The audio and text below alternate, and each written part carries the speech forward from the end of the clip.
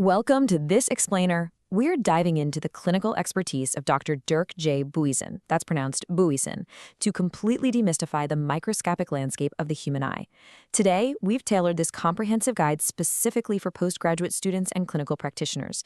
We're going to give you a front row seat to the invisible, literal war happening right on the surface of our eyes.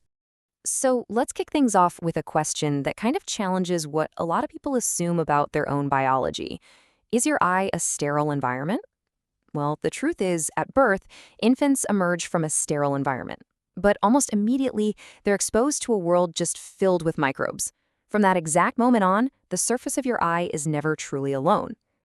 Okay, let's open up our threat assessment dossier. Here is what we're covering today. 1. The garrison. 2. Brute force invaders. 3. Latent saboteurs. 4. Opportunistic scavengers. And 5. The escalating arms race. Starting right off with Section 1, the garrison. The eye actually uses some brilliant physical mechanisms to maintain order. Take this sweeping mechanical action of blinking. It physically clears debris away, almost like a biological windshield wiper. Meanwhile, the lower surface temperature of the eye creates a really specific environment where only certain microbes can even survive. And those resident microbes, they actually act as a protective host defense, fiercely competing for vital resources with any incoming pathogens. Now, looking here, you can see the specific gram-positive and gram-negative bacterial troops that make up this garrison. Staphylococcus epidermidis is the heavy hitter here.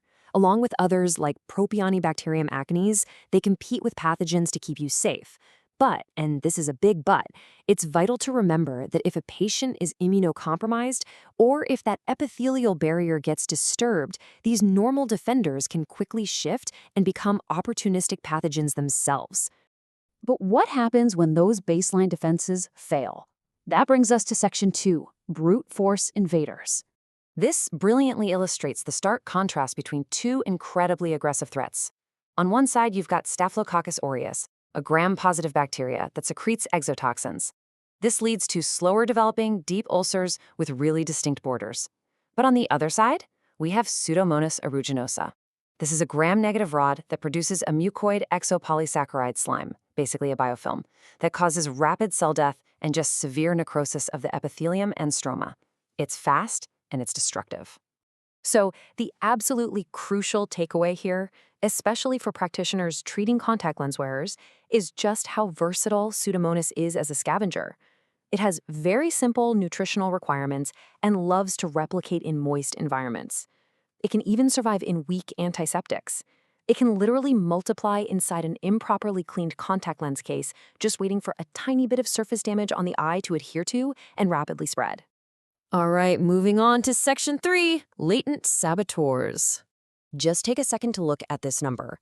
Every single year in the United States alone, there are an estimated 50,000 new or recurrent cases of herpes simplex keratitis. It's actually one of the most common infectious etiologies of blindness, second only to trauma when it comes to corneal blindness in the U.S. Looking at this fluorescein staining, you can literally see the microscopic trail of destruction. This is the classic presentation of herpes simplex virus keratitis.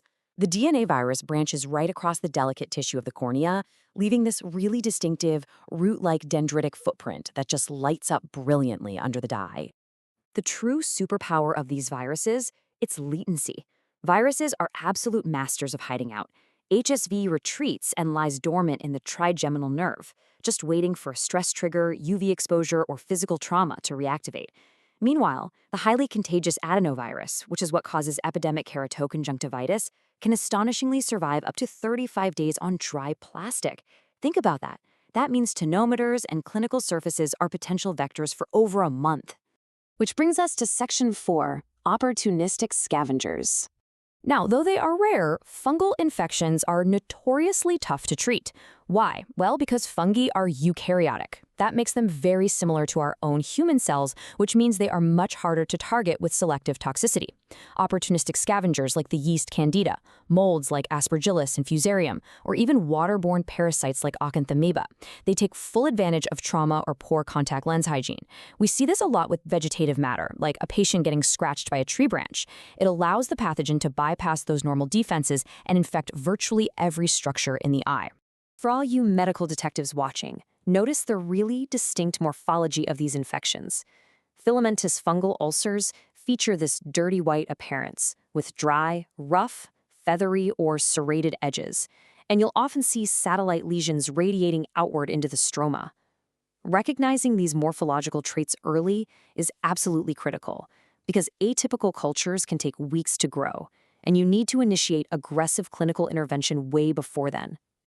Finally, we have to confront a pretty terrifying reality in Section 5, the escalating arms race.